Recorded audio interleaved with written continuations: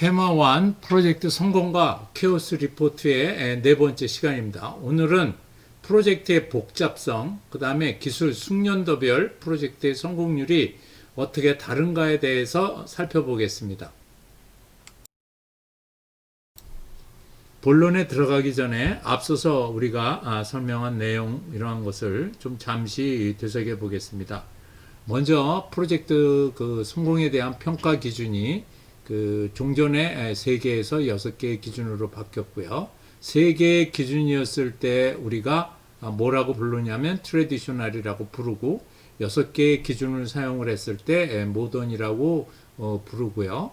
그 다음에 트래디셔널일 경우 우리가 이제 도전에 대해서 과연 이 도전에 대한 의미가 뭔가 하는 거를 좀 살펴봤는데 2013년의 경우 도전은 40%입니다. 이랬을 때에 프로젝트에 대한 결과를 조사해 봤더니 납기 지연이 106%가 됐고 비용 초과가 80%, 목표 준수율이 54%라고 나왔고요.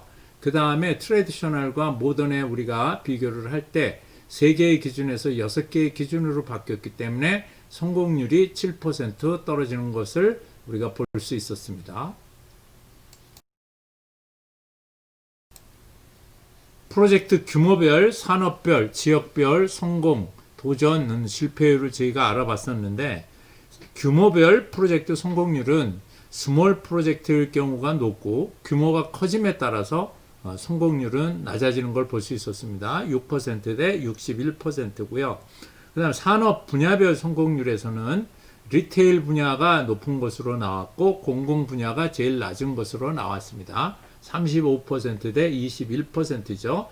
그리고 우리가 눈여겨볼 것은 금융 분야가 30% 내외, 그 다음에 제조 부분이 28, 29% 내외가 되는 것을 우리가 볼 수 있었고요. 지역별 프로젝트에서 프로젝트 성공률은 북미 지역이 높고 아시아 지역이 낮습니다. 그래서 북미 지역은 31%, 아시아 지역은 22%인데 그 이유가 이모셔널 머처리티라고 얘기를 하는 거죠. 그래서 그거는 의사결정 과정이 우리가 훨씬 더 나쁘다는 것을 의미한다고 이미 말씀드린 바 있습니다. 프로젝트 구축 형태별 성공과 도전, 실패에 대해서 지난번 시간에 우리가 알아봤는데요.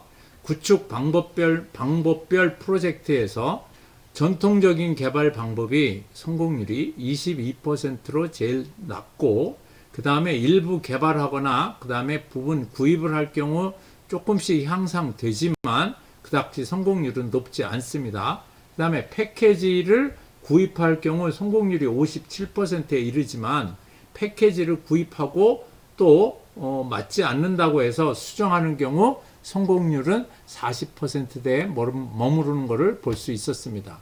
그 다음에 어자일과 워터폴 방법에 대해서 비교를 해보면 전체적으로 어자일은 성공률이 39%고 워터폴은 11%입니다. 약 4배 정도 차이가 나는데 그거에 대한 규모를 좀 살펴봤더니 라지일 경우에 어자일은 성공률은 18%고 워터폴은 3%로 6배 정도의 차이가 나고 미디엄은 4배, 그 다음에 스몰은 1.3배로 나타나는 걸 볼 수 있었습니다.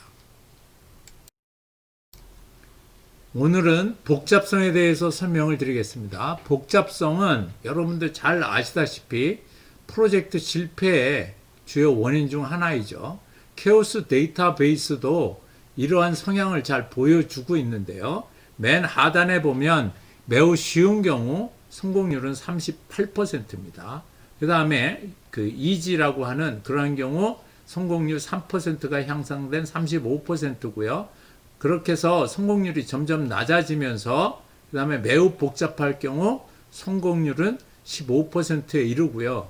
실패율은 매우 복잡할 경우, very complex 할 경우 28%고, 그 다음에 아주 쉬울 경우 15%로 낮아지는 걸 볼 수 있습니다. 통상적으로 우리가 복잡성에 대해서 여러 가지 얘기를 할 수 있는데, 대개 규모가 커질 경우 당연히 복잡하겠죠. 그 다음에 여러 개의 기능이 상충될 때 그때도 복잡성이 높아질 겁니다. 그다음에 목표도 여러 개의 목표를 가질 수 있고, 그다음에 프로젝트가 다단계, 그다음에 여러 분산돼서 진행될 경우 복잡성은 증가하게 됩니다.